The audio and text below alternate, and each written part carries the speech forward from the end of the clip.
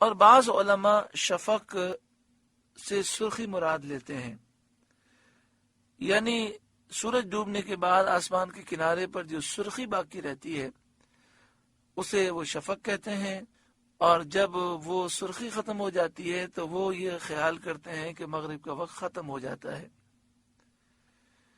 صحیح مسئلہ تو یہ ہے کہ مغرب کا وقت عشاء تک باقی رہتا ہے، اور عشاء کا وقت اس وقت شروع ہوتا ہے جب آسمان پر موجود اجالا بالکل ختم ہو جائے اور مکمل اندھیرا چھا جائے۔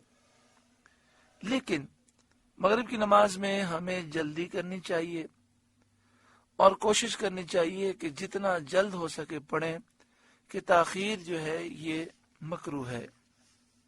ارشاد فرمایا فلا اقسم بالشفق، تو مجھے قسم ہے شام کے اجالے کی۔ تو اعلیٰ حضرت امام اہل سنت نے شفق کا ترجمہ شام کا اجالا کیا ہے۔ تو ابھی آپ نے سنا شفق کی دو قسمیں ہیں، ایک شفق احمر ہے اور ایک شفق ابید ہے۔ شفق احمر اس سرخی کو کہتے ہیں جو سورج ڈوبنے کے بعد آسمان کے کناروں پر باقی رہتی ہے، اور جب وہ ختم ہو جاتی ہے تو جو اجالا باقی رہتا ہے اسے شفق ابید کہتے ہیں۔ تو مجھے قسم ہے شام کے اجالے کی، واللیل وما وسق، اور رات کی قسم اور جو چیزیں اس میں جمع ہوتی ہیں اس کی قسم۔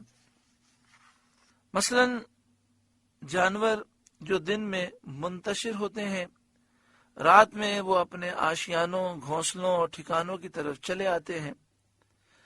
اسی طرح رات میں اندھیرا ہوتا ہے، تاریکی ہوتی ہے، ستارے ظاہر ہوتے ہیں، اور ان اعمال کے جو شب میں کیے جاتے ہیں، مثلا تہجد، تو رات میں تہجد پڑھی جاتی ہے، نیک اعمال کیے جاتے ہیں، ستارے روشن ہوتے ہیں، تاریکی چھائی ہوتی ہے، اور جانور جو دن بھر میں منتشر ہوتے ہیں اپنے گھونسلوں میں، اپنے آشیانوں میں، اپنے غاروں میں، اپنے ٹھکانوں میں وہ پہنچ جاتے ہیں۔ ان سب کا یہاں پر ذکر فرمایا گیا۔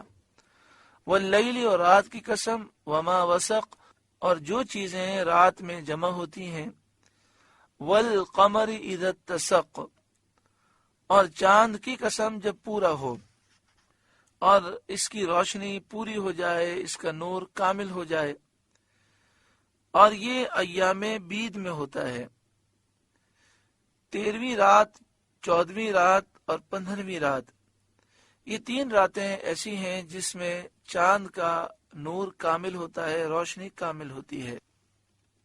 13، 14، 15 ہر اسلامی مہینے کے ان 3 دنوں کا روزہ رکھنا یہ بہت فضیلت کا باعث ہے، اور یہ روزے رکھنا سنت ہے۔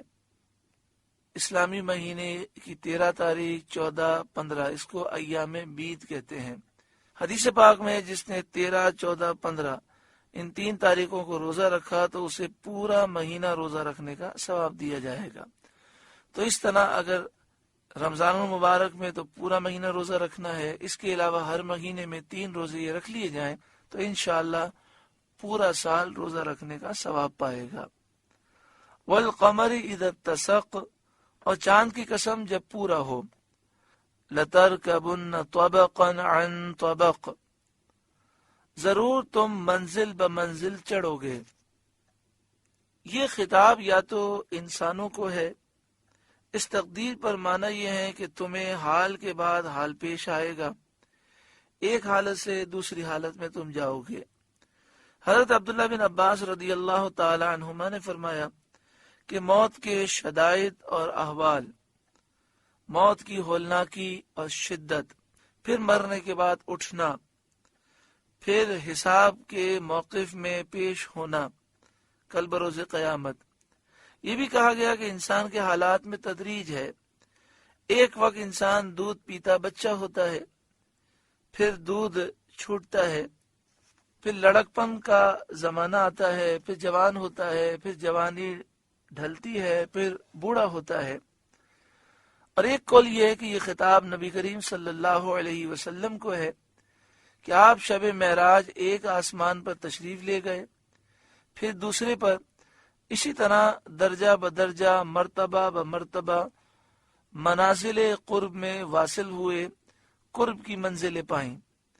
بخاری شریف میں حضرت عبداللہ بن عباس رضی اللہ تعالی عنہما سے مروی ہے کہ اس آیت میں نبی کریم صلی اللہ علیہ وآلہ وسلم کا حال بیان فرمایا گیا ہے۔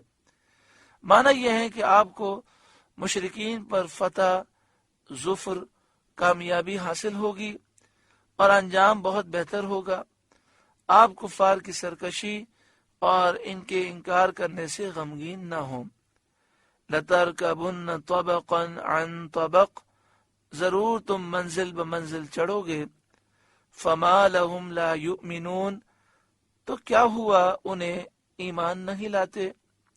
یعنی اب ایمان لانے میں کیا عذر ہے؟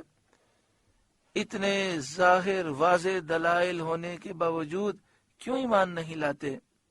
وَإِذَا قُرِئَ عَلَيْهِمُ الْقُرْآنُ لَا يَسْجُدُونَ، اور جب قرآن پڑھا جائے سجدہ نہیں کرتے۔ مراد اس سے سجدہ تلاوت ہے۔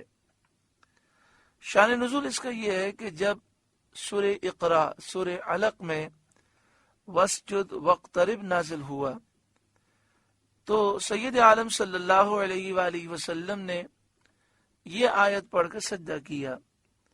مومنین نے آپ کے ساتھ سجدہ کیا، کفار قریش نے سجدہ نہ کیا۔ ان کے اس فعل کی برائی میں یہ آیت نازل ہوئی کہ کفار پر جب قرآن پڑھا جاتا ہے تو وہ سجدہ تلاوت نہیں کرتے۔ اس آیت سے ثابت ہوا کہ سجدہ تلاوت واجب ہے، سننے والے پر واجب ہے، اور حدیث سے ثابت ہے کہ پڑھنے والے سننے والے دونوں پر سجدہ واجب ہو جاتا ہے۔ قرآن کریم میں سجدے کی 14 آیتیں ہیں جن کو پڑھنے یا سننے سے سجدہ واجب ہو جاتا ہے، خاص سننے والے نے سننے کا ارادہ کیا ہو یا نہ کیا ہو۔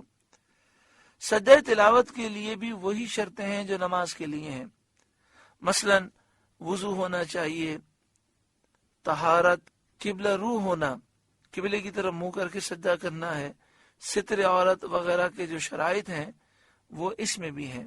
سجدے کے شروع میں اور آخر میں اللہ اکبر کہنا چاہیے۔ امام نے نماز میں آیت سجدہ پڑھی تو امام پر اور مقتدیوں پر سجدہ واجب ہے، اور جو شخص نماز میں نہ ہو اور وہ سن لے تو اس پر بھی سجدہ واجب ہے۔ سجدے کی جتنی آیتیں پڑھی جائیں گی اتنے ہی سجدے واجب ہوں گے۔ اگر ایک ہی آیت ایک مجلس میں بار بار پڑھی گئی تو ایک ہی سجدہ واجب ہوگا۔ مزید تفصیل کے لیے کتاب بحر شریعت کا مطالعہ کریں۔ اللہ تبارک و تعالی ہمارے گناہوں کو معاف فرمائے۔ حکم یہ ہے کہ جب قرآن پاک پڑھا جائے تو ہم بھی جھک جائیں، ظاہر بھی جھکے اور دل بھی جھک جائے، اور انسان اپنے گناہوں کو چھوڑ دے اور قرآن پاک کی فرمانبرداری کی طرف آئے۔ اللہ تعالی ہمیں عمل کی توفیق عطا فرمائے۔ بل الذین کفروا یکذبون، بلکہ کافر جھٹلا رہے ہیں، قرآن کو جھٹلا رہے ہیں، مرنے کے بعد اٹھنے کو جھٹلا رہے ہیں۔ واللہ اعلم بما یوعون، اور اللہ خوب جانتا ہے جو اپنے جی میں رکھتے ہیں، یعنی کافروں کے دل میں جو کفر ہے، نبی اکرم صلی اللہ علیہ وآلہ وسلم کی تکذیب، ان کا بغض، عداوت ہے، وہ اللہ جانتا ہے۔ فبشرہم بعذاب علیم، تو آپ انہیں دردناک عذاب کی بشارت دے دیں، ان کے کفر پر اور ان کی عناد و دشمنی پر انہیں یہ مژدہ سنا دیں کہ ان کے لیے دردناک عذاب ہے۔ الا الذین آمنوا وعملوا الصالحات، مگر جو ایمان لائے اور اچھے کام کیے، لہم اجر غیر ممنون، ان کے لیے وہ ثواب ہے جو کبھی ختم نہ ہوگا۔ سورہ انشقاق کا درس مکمل ہوا۔ اللہ رب العالمین اس سورہ مبارکہ کے نور سے ہمارے قلوب کو روشن منور فرمائے۔